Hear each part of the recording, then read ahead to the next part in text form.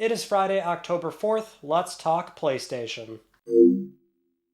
Welcome back, everyone, to another Until Dawn episode of LTPS. As always, let's begin with our PS Plus reminder. The October PS Plus Essential lineup, now live on PSN. Claim those games and play them too. Dead Space, fantastic. Doki Doki Literature Club, very spooky. Two great horror games for this year, even though they are on the complete opposite ends of one another, but they're still really good. I think that's actually a really great lineup, so play those games if you have not just yet. But going into our first story, we actually have an update from a story last week, also another horror game as well, which is SIREN, where that got rated in Korea, and we were not entirely sure if that rating meant we were going to get some kind of full-blown remake, maybe a proper remaster, or the game is simply being re-emulated with implicit conversion syrup emulation engine, and it seems like that is indeed what's going on here because the game has appeared on the PSN backend, and it does have the very standard store listing description of up-rendering, rewind, quick save, and video filters, which is very good news because that does imply what we were all theorizing for a little bit here, which is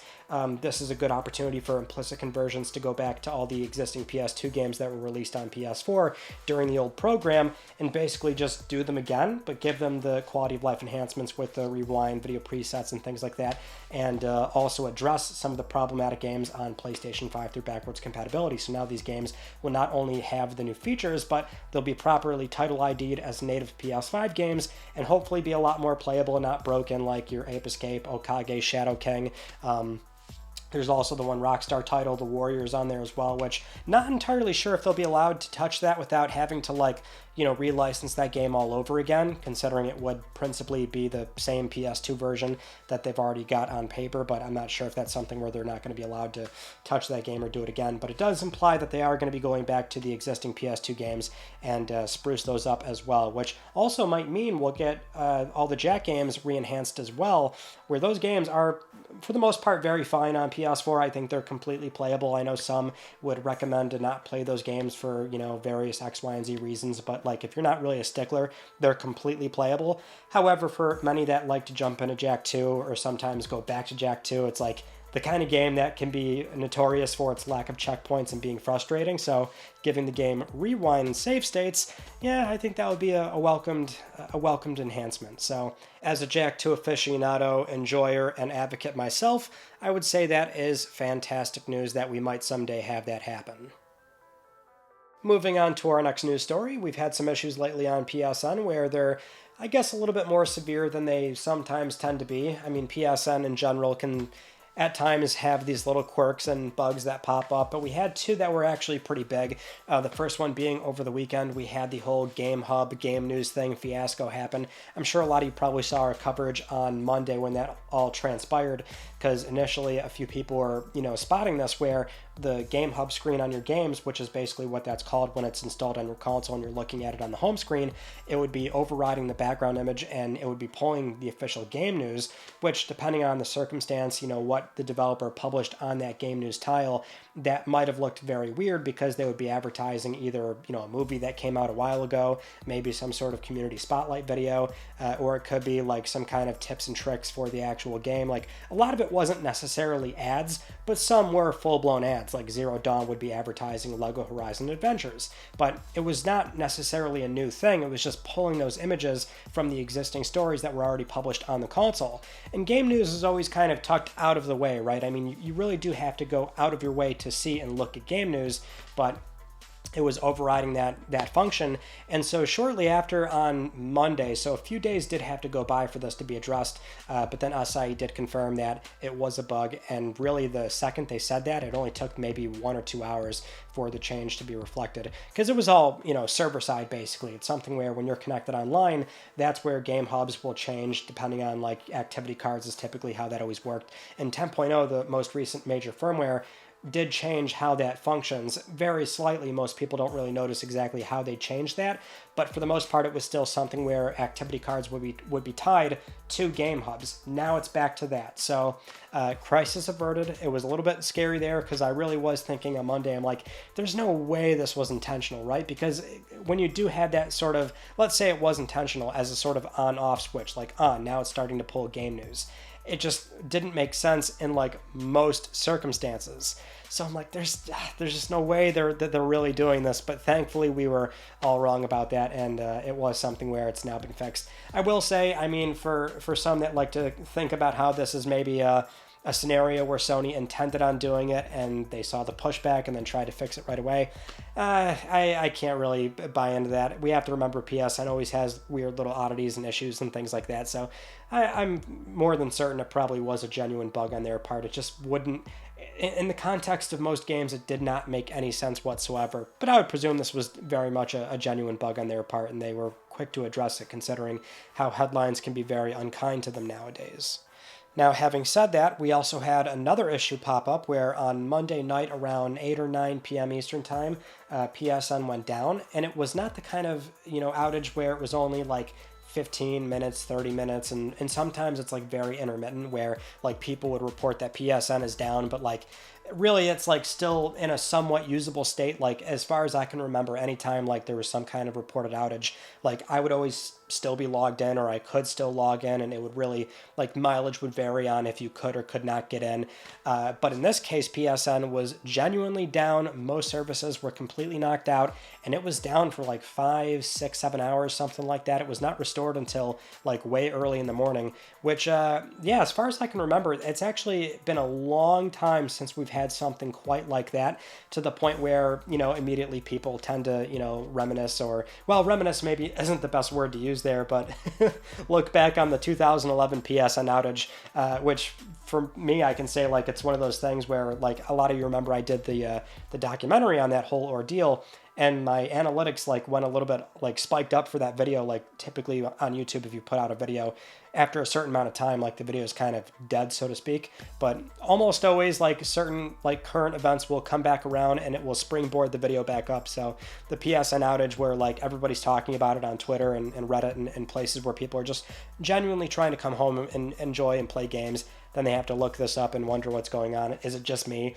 And that video also gained traction again as well, which was funny to see play out. But yeah, PSN's had a fairly good track record for what feels like years now at this point, but they did have a little bit of an oopsie lately. Let's move on to another update from last week's episode, and that is the 30th anniversary PlayStation 5 Pro bundle, which this probably should have happened everywhere, but instead is only happening in Japan, where the pre-order process there is a lot different, and it actually is a lot better. Might not be perfect, but this is sort of what I was getting at. So in Japan, there is a reservation process where Sony right now is accepting reservation applications. So your PSN ID must be registered in Japan. That makes sense. But it also must have a total playtime of 30 hours on PS4 or PS5 between February 22nd, 2014 and September 19th, 2024. So that would weed out a lot of people, just in the sense that you can't quickly go out, make a PSN ID, and also rank up 30 hours very quickly when the window of time when the PSN ID had to be made implies that it was a more genuine account on paper. I would even go as far as saying that that's still kind of a very, very low minimum, but it's still one of those things where the more criteria you tack onto it, you're going to weed out more and more like non-genuine buyers, and you're probably going to reach more actual fans, core fans that want to buy and engage with these products. And so, I mean, it's kind of, as I said before, like I think you should tack on a number of things. I'm not saying it should be reserved to those that have 50 plus platinums or something, because I do think that's getting into a territory that's maybe a little bit too absurd, and you want to be able to make sure that most people have a fair shot if they do actively buy PlayStation products and they do enjoy them to a degree. So I say just have some trophy activity on there, maybe up the playtime requirement to a few hundred hours, maybe pull it back to, well before September or something. Also transaction history, maybe at least a bare minimum of $100 spent on PSN, where again you're going to weed out a lot of people, and then you'll finally probably reach a lot more genuine buyers. Now I will say, at 12,300 units, that's still so low that if you apply my criteria, it's still going to sell out instantly, and you would still see people trying to sell the console on eBay. Because the one thing you also can't overlook is that Times are tough nowadays, son. It is really rough out there, and so God forbid you are given the opportunity to buy a $1,000 bundle that you know you can sell for $3,500 to $5,000, and that is, in many cases, life-changing money for some people, or at least it is very much going to help you outside of just enjoying a PS1-style PS5 Pro. You would even have genuine fans, win the lottery, buy the console, sell it on eBay. So again, I don't know why that ever becomes a news story. It's always going to happen. If anything, we could say for a separate story here, some people have been like mass reporting those eBay listings, which I'm not going to front, like, it's enjoyable to watch. I don't like scalpers just like anybody else where they're swooping in and grabbing these in-demand products, and then there's a huge price tag on them, and then they do get bought out because some people find that to be an easier way if you've got the money. It's their money too, right? So they're allowed to do what they want with their money, of course. But it is enjoyable to watch to see some of those listings get taken down. Whatever the case is, that doesn't really matter, because by the time the console comes out and it's in people's hands, then it's free game. They are allowed to put it on eBay. If they're going to sell for 3-4 times MSRP, it'll still happen. So to me, I find it to be a bit of a waste of time. And again, I can't wrap my head around why we are so hyper-focused on when in-demand products come out and then they go on eBay. It is going to be around for ever, possibly, unless eBay really steps in and starts doing something about it. Or what Sony maybe should have done is just simply make more of these things, or at least offer cover plates. That would have been a very good compromise, given it wouldn't also eat into the allure of buying the console outright, where the middle portion is still gray and everything, and you'd still have like a serialized console on the Pro or something like that. So with that said, we can also tie into another little minor story here, which is the consternation surrounding PS5 Pro standard consoles, not 30th anniversary, not selling out just yet, which is really interesting to see this play out.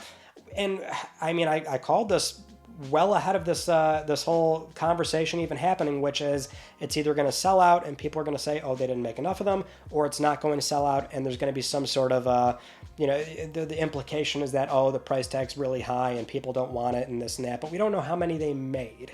And we'll never know how many they made or how many they sell, because they're probably not going to give us some kind of ratio or breakdown. Not in the short term, obviously. We only ever got PS4 Pro numbers because of the Insomniac breach, and the only ratio they gave us was 1:5, and that was well after the console came out. So we're not going to get actual sales numbers from Sony, so whether it sells out or not, it's kind of a lose-lose battle, because that's just what's so exhausting about these conversations at times. And also, people have pointed out too that PS4 Pro back in the day was also readily available at a much lower price, and slotting down PS4's the standard console at a lower price as well. That was a much different time and a different economic environment as well. So it's just kind of I think a useless conversation to have, and trust me, I do find that the price tag is still very high and probably pricing out even enthusiasts that wanted to buy the console. But I think the conversation's kind of useless when, for the reasons we just mentioned. There's just really no point in humoring it. In more PlayStation 5 Pro news, it seems like we finally have an answer, maybe, I guess we do now, about console covers, if the existing Slim covers can go on the Pro console, because so far we have not really had a direct answer on this from Sony. Initially, the language was on the PS blog that you can swap covers out, quote, when they become available, which does imply that there is going to have to be new covers, but all the press images and the IRL photos, you can clearly see that they are like nearly identical. They're the same size, and just in terms of speculation, we're all thinking maybe they want to manufacture just one set of covers, and that's why PS5 Pro is designed in such a manner where it's a slightly taller console and the covers are the same size. You can load all these photos up into Photoshop and it does scale appropriately. Also, the disk drive cover that they sell right now, that does fit, and that's been confirmed. Now, TechRadar was the only other sort of third-party source here where they got a statement saying that Sony has confirmed the existing covers will fit, but now Amazon Japan has an official image from SIE showing a product compatibility chart, and on that it shows at the bottom that the Slim covers are not compatible. So, I don't know what's going on. I mean, you would think that is the most definitive answer there, because that's an image drafted up by SIE, but that would be so polarizing. How, I don't know. I'm sure we're all thinking the same thing here. They're the exact same size. Just make sure the clips are arranged in such a manner on the Pro where you can sell one set of existing covers and they go on both models. But between the PS blog post and now that official image showing up on Amazon, I mean, I guess that's confirmation. It's just a little strange that they've not come out and said, like, yeah, the existing covers would work, because in theory that means you can go buy them right now, get that done. Some people are preparing for their pro order by buying the vertical stand or the disk drive attachment, or possibly in this case covers as well. But I would recommend don't do that just yet, because it seems like, yeah, they're going to have to sell another set of covers that look almost nearly the same as the Slim ones, but just the clip arrangement is maybe different, and that's why they don't fit. I don't know. It's very strange. I thought I would at least put that out there.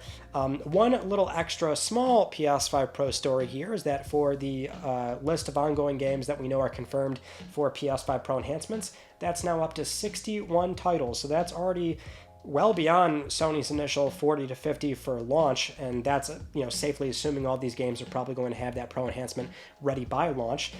It might be a little bit after, where some of those games don't quite meet the submission criteria, but I would venture a guess and say we're probably going to have a lot of games confirmed well beyond the 40 to 50 on day one, and maybe by the end of this year we could see upwards of 100 to 150 games have a Pro enhancement as well. So at the very minimum, if you are looking to buy and play on this console, you are going to have a lot of options on what's going to be enhanced on PlayStation 5 Pro.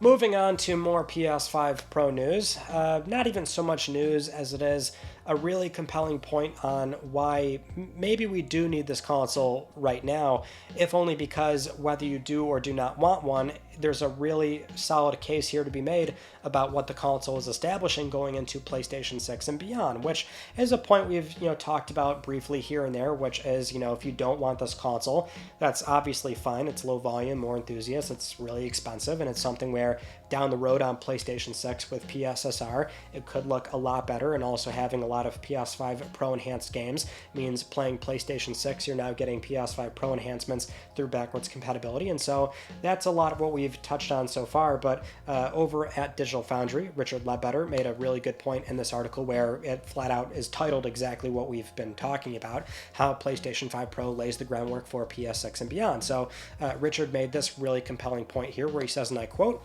"We are looking at such a big change here that absolutely we should be looking at PlayStation 5 Pro as the console that sets the ball rolling for Sony in an area of crucial importance.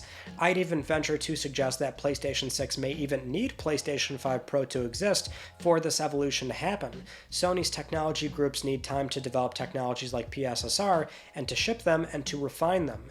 Meanwhile, developers need to grow accustomed to these technologies instead of simply focusing on them for their PC games." So not only do I agree with that, but I would actually take it a step further and say that this could really be beneficial for all three platform holders. In the case of, like, studios are going to be a lot more accustomed to using AI solutions on, PlayStation, Nintendo, where that's being powered by NVIDIA hardware, so they've got in-house AI solutions with DLSS, and then Microsoft as well, where the rumor is they're going to be shipping new hardware in like 2-something years, which that seems very soon. And when you have Sarah Bond saying this is going to be the biggest technological leap that we've ever, had, or that the business has ever seen, or whatever the case is, I mean, yeah, that console is going to have AI solutions baked into the silicon as well. So really, this can get the ball rolling on a number of games in the console space. I mean, this is kind of what Richard was getting at in this opinion piece, is where, like, back in 2018, some of those early GPUs with these features, there was a lot of community pushback and skepticism, but that's not really the case nowadays. And these solutions are, quite frankly, needed for a lot of games that just are going to be they're going to look a lot prettier, and you're not going to be wasting your performance on trying to go for, like, say, native 4K, where as we've said before, that's kind of a waste of resources, when as long as you're getting near 4K image qualities, then who cares? Like, that's the benefit, and that's what we can start seeing in the console space. And studios are going to need some time with that. And in the case of Sony with PSSR, they can build and refine it, as we've said. And so that will matter for PlayStation 6 and beyond. So you can look at Pro right now and go, yeah, maybe the enhancements aren't there for me, or there's not enough there. Or, of course, the box is way too expensive, and there's still something to be said about what PS6 may or may not be priced at. But, you can skip this console and just get sort of an early look into what will be a much better foundation for PlayStation 6.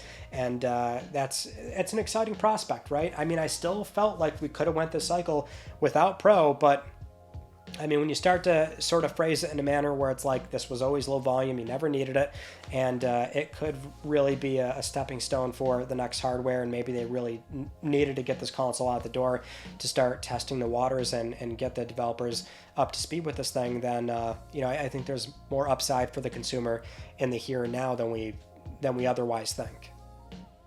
All right, moving on to some game news here for PlayStation Studios, starting off with Jetpack Interactive and also Nixxes Software, where both of these teams are meant to be support studios for the rest of the entire output, and we're seeing that will continue, but possibly in a different manner from what we normally expect from these teams. So this was spotted by the Reset Era user Uzu Pedro, where Jetpack Interactive has, primarily so far been working with Santa Monica on the PC versions of God of War, and now we have job listings on their site indicating that they will continue working with them, where it says, and I quote here, "Jetpack's work has received praise from critics and Sony Santa Monica alike, and our studio continues to collaborate with Santa Monica Studio and other Sony first-party and third-party developers." Now, as for Nixxes, where we see them handling their first non-PC port by remastering Horizon Zero Dawn, they also had their community manager confirm on LinkedIn that more is on the way, with this being their first content project. So again, it's a matter of like we normally expect. Jetpack has been only doing Santa Monica stuff because they did not just the PC versions, but also they provided support on the base games as well. So, we could have more of that happen over time. Maybe they've got like a long-term contract with SIE now, so that's why they're saying that they'll be doing other Sony first and third-party projects as well.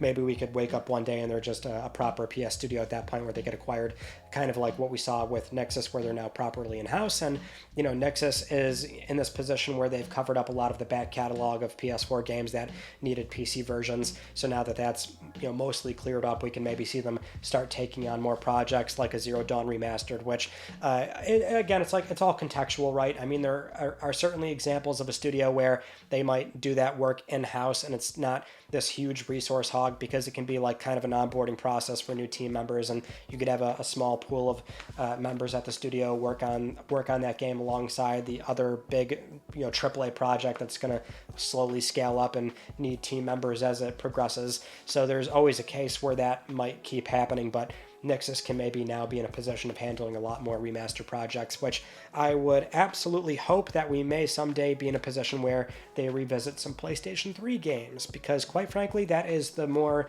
I would suggest, financially viable option, is to maybe just go and cherry pick some PlayStation 3 games that can see some proper remastering efforts on PS4 and PS5, that being your Killzone, Infamous, Resistance, MotorStorm, or possibly just hand them off to other studios like we saw with Freedom Wars and just let the game be completely relicensed and have somebody else do it. But I just want to see those games come back, obviously. I just think in the case of like Nixxes, where it's an in-house studio, and I mean, some of those more staple PlayStation IP, you would venture a guess and say that they probably wouldn't relicense it in the same manner that we saw with Freedom Wars. They'd probably still want those games to be like completely exclusive, and maybe they would have a day-and-date PC version, but I don't know. I'm just kind of spitballing here on my hopes and dreams, because I think it would be great to have a sort of short-term porting effort for those games rather than emulating, obviously.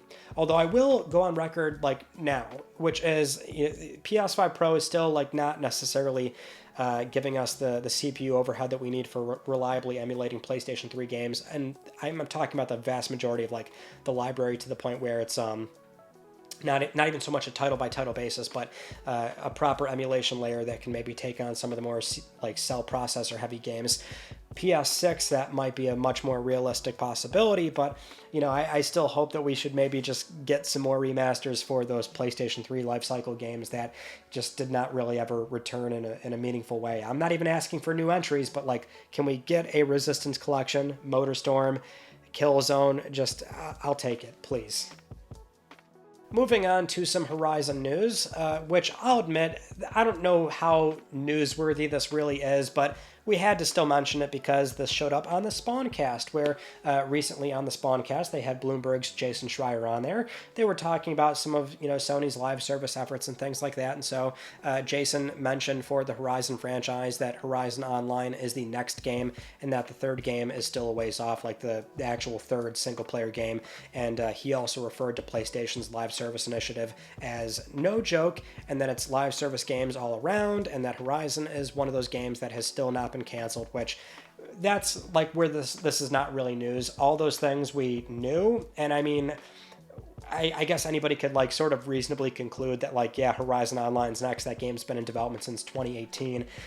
The source of where the game is still in development was actually from Jason when he published that article back in well, that was like late 2013, or not 13, late 2023 when Sony had that portfolio culling and a handful of games were canceled. He said Horizon Online was still in development, so that game is still very much on the way. Considering they also shipped Forbidden West and then Burning Shores in 2022, 23, like, yeah, obviously the third game is very far away. So not really news, but it was cool to have that pop up on the Spawncast and also to have some headlines come out of that show as well, which I sometimes try to be a part of the lineup there. It's always fun talking with everybody there. But yeah, Horizon, that's the roadmap that we expect. Hasn't really changed, and we'll probably, yeah, I mean, for the third game, we're looking at like nearly late life cycle PS5 going into PlayStation 6 essentially, which is very far away. Moving on to Ballistic Moon's PS5 and PC remake of Until Dawn, which came out today, and leading up to the release, we actually had some early copies go out there, so people were playing the game, trying it out, streaming it, putting out footage, and, you know, it's a remake, so we know what happens in the game for the most part. There is some new content in there, like the initial cabin sequence where that's extended and you see more of Hannah and Beth and things like that, and there actually is some new endings in the game, so that's the news here, is that there are, you know, possibly new outcomes for those characters, which I won't spoil it or even say anything, but I guess I'll phrase this in a way where if you've played the game, you know what I mean. If you haven't, then you're not being spoiled anything, but basically there's one character that can now sort of actually live through the events in a way, and then one character has an extended like sort of end credit sequence to where there's just more of that character. And some are theorizing based on that maybe they're setting up a potential sequel for the game, which goes into the running theory about Firesprite, how they were part of the XDev leak. We know they've got that dark narrative horror game. Really, we didn't even need the leak for that because they've always been very open about this. That's one other project ongoing at Firesprite, and what we've heard about that game is that it is based on an existing IP, not a new IP. Now, they're a proper PlayStation studio. What kind of IP could that possibly be? Either SIREN, Until Dawn. There's really not many other options out there. So, you know, it seems like the most plausible outcome. And that with the movie coming out next year as well, we know Sony's very motivated to have these games come out next to PlayStation production releases as well. So, I mean, a lot of it is very plausible. My only, I guess, questioning here would be, it just seems a bit weird as to why Ballistic Moon would not also be set up to then go right into the sequel as well, or just be concurrently working on the sequel, which we know that's probably not happening,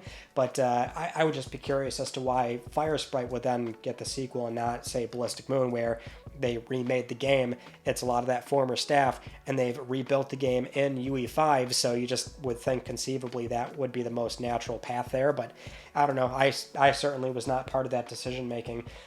If anything, we could see Firesprite do some very interesting things with Until Dawn. And Until Dawn, much like we see with the Dark Pictures anthology, is that this can be an anthology. It doesn't really have to be the same characters, despite the ending or the new endings in this game, you know, I guess implying that it could be the same characters, or, you know, I mean, if you want to like actually say like, oh, these endings were canon, but I don't know. I guess we'll just leave it there for now, but it does seem more and more likely that maybe it's Firesprite doing the new Until Dawn game, if that is what this ends up being.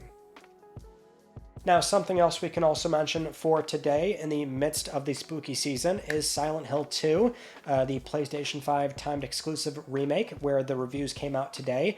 I filmed this later, you know, during Thursday night going into Friday morning, so I don't know what those reviews are, but the embargo does lift, and what we can say, or at least what I'm thinking is probably going to happen, is that the game is going to review quite well, because this also had early copies go out, so people have been playing the game and giving their thoughts, and it does seem like Bloober has actually done it. They have remade this game in a manner that is very enjoyable, up to date. They've revised some sections in the game in a way that's actually a lot more enjoyable, a lot more playable by modern standards. There's some genuine surprises in there as well that do seem to be actually hitting, and you know, it's not like they've sort of messed up the source material. It seems like they've done a very good job. So that's based off just a handful of people that have played the game and are familiar with the, you know, the PS2 original. I expect the reviews, and we'll see if I'm right, obviously, because this is going to go up around the time that the embargoes lift, but probably in the like 80s, mid 80s, maybe lower 80s. It doesn't seem like it could go up to 9, but you never know. Either way, that's great news. And this game is also coming out very soon as well. Maybe a lot more compelling of an idea to pick up that game versus, say, Until Dawn. But yeah, very excited, especially because it's also the kind of game where it's not super long, so it could be a great weekend style game going into again, spooky season. So I'm very pleased to see that this game turned out much better than we were all fearing. All right, moving on to our big news coming out of TGS from this past weekend, which was mostly the Death Stranding 2 special stage presentation, and it was enlightening, I guess we could say that. We did get new footage of the game, which we were all hoping for, and it was very much a Kojima-style presentation in that they were more targeted like character trailers. So just like we saw with the first game, we got more formal reveals of these characters, and so we saw Fragile again being played by Lea Seydoux, we know that. There was also Tarman being played by George Miller, Dullman played by Fatih Akin, then Rainy played by Shiori Kutsuna, Tomorrow is played by Elle Fanning, Heartman, again, played by Nicholas Winding Refn, and I'll tell you, with this footage, it's just, well, before even saying this, why don't we talk about the photo mode, which Kojima also showed off as well, which you can see the girlies really having a good time, and just the way they move is so unbelievably natural, their character expressions, and just the sort of playfulness that they're having. Now, it's a ridiculous photo mode, I think that much is obvious from this footage, but like this footage and the trailers that they had for the characters, it's just, I don't know, there's something about it. This game is like getting over the uncanny valley that you sometimes have with very hyper-realistic looking video games, and they just, it all looks so good. And like the character trailers themselves are so out of context, and I think even in context it would be like, what in God's name is going on here? Just talking about I guess like the baby that Rainy has, and Elle, or Tomorrow I should say, what her character is and where she comes from, and I guess Sam's placement on this new ship, and the whole thing is just insane. But watching all of it, I'm like, oh my God, this is so exciting. I love how ridiculous this is. Really enjoyed the first game, so I'm just praying that we have this same sort of I guess weirdness. Well, I'm sure it's a guarantee that we'll have the same weirdness of the first game, but rather this sort of, you know what I'm really looking forward to, honestly, is the sort of somber moments that you will sometimes get from a really long journey in the game, and just as you're coming up to a cliffside or maybe going down it, and some music kicks in, kind of like what we saw with like Low Roar and things like that. All those tracks are so good. I've been listening to a lot of them lately now that we had that presentation, and it kind of got me back into the DS mine. But with that said, we also know that the team does have a release date set for the game, but they are not confirming that just yet, since there is a lot of factors that could affect that release date, but they are willing to say that it will come out next year, and the release date will also be announced next year as well. Big caveat there, obviously, because we still have the Game Awards coming later in the year, so we can now know for certain that there's not going to be a release date at the Game Awards, but the game is going to ship next year, and we'll learn about that release date next year as well. And Kojima had a bunch of other stuff going on in that presentation as well, announcing like jackets, and he also signed on with like a Hollywood talent agency, and so a lot of stuff came out of that presentation and the interviews that followed with Variety. But the new footage looks really good. I think if you like Kojima and you like Death Stranding, the first game, then you just got a whole lot more of it, and I'm pleased with what I saw. It looks interesting, and I'm very impressed with what they're doing with this game, and just purely how it looks is just bafflingly good. Moving on to our next story, this one was definitely very interesting, at least in the sense that, like, based on the headlines, this might sound a lot worse than it is, but it still is valid in that Microsoft is basically trying to investigate why some developers might not even be shipping on their platforms anymore, because they're now opening up a bigger dialogue with those studios, trying to find out, what's going on, and trying to identify pain points. So this was posted on Microsoft's developer blog, where they talked about their Xbox research division, which was usually based on player experiences, and that's now opening up to developers, as in they want to hear from game creators and try to address those pain points when it comes to to bringing games to market. And so Dr. Deborah Henderson, the principal user researcher for Xbox, explained how this was an open door policy, writing, and I quote here, "If you are making video games, we're interested in hearing from you. If you aren't on Xbox, we'd love to know why. And honestly, if you are using our competitors' products, you probably have a great perspective we could learn from." And that's really the long and short of it, is that they're trying to solicit feedback and figure out what's going on with, some of the problems they might have in their pipeline for bringing games on their platform. They do note it's not simply those from the technical side they want to hear from. They want to hear from A to Z when it comes to the entire process. Whether you're an artist on production, community manager, doesn't matter. They just want to hear all of it. And I would say that's broadly good news for them. If anything, I guess it is more doubling down on developer feedback, which, as far as I know, they were always kind of like Sony in this manner, where, like, going back to PlayStation 4, they were a lot more of an open door policy in that they're soliciting feedback from studios and trying to figure out, not only what do they want for their next hardware, which would then shape that hardware, but once the platform ships, then building out the SDK and trying to accommodate those studios, which is always, a developer-led approach, which is good, and it's paid dividends for Sony. As far as I know, Microsoft's always been doing the same thing, so this very much might be a matter of, as some are framing it, them trying to get a better grip on some of the problems they've had during the cycle so far, which, early on with the launch of Series S and X, we saw a handful of developer, candid complaints about optimizing and shipping for Series S, and then more recent, bigger examples being your Baldur's Gate 3, or outside of whatever happened with Black Myth Wukong, maybe an Altria The Last Song. That game also was a bit publicized recently in that they were trying to get the game on the Xbox Marketplace, and just their partner or developer manager, however their setup is, they just weren't responding. They weren't responding to their emails and questions. So it's I'm sure they're just trying to really acknowledge those issues. Because the one thing I would really like to avoid here, and this is in particular to Sony, is that I don't want Sony to have this massive lead to where they start getting exclusive games by sheer virtue of install base. Like PS2, Xbox, GameCube, that cycle, Sony had a ridiculous amount of exclusives because they just got them, right? Because it just wasn't worth shipping on Xbox. If Microsoft's, more traditional console is so low volume and niche, and it's just not even capturing a decent share of the marketplace, then you're going to have a lot of studios just not even bother. Makes it even worse when the word on the street for a lot of smaller indie studios is that it's not worth shipping on Xbox if you're not getting a Game Pass deal. That's a big problem as well. So I would like to see them address these things and make it so that they are competitively viable going into the next cycle. Now, with all that said, it is time for Let's Talk Plus, the weekly Let's Talk PlayStation giveaway, where 5 of you could win a 12-month code for Antstream Arcade on PS4, PS5, and I would like to congratulate these viewers right here. I'll be contacting you all very soon via email or X, and thank you again to Antstream Arcade for providing some giveaways to LTPS viewers. With that said, we will be going back to a $10 PSN giveaway, so if you would like to win, follow the link down below, enter the Gleam giveaway, and supporting this channel, a number of ways can gain you an entry, and I'll announce the winner next week, because I'm trying to help pay for your games. Those are some of the stories from this past week that I wanted to talk about with you all, and our Monday sort of breaking news story video was the PS5 Game Hub issue thing that happened. So if you missed that, if you just want to see what that did look like, then you can go see that because it's now archived basically.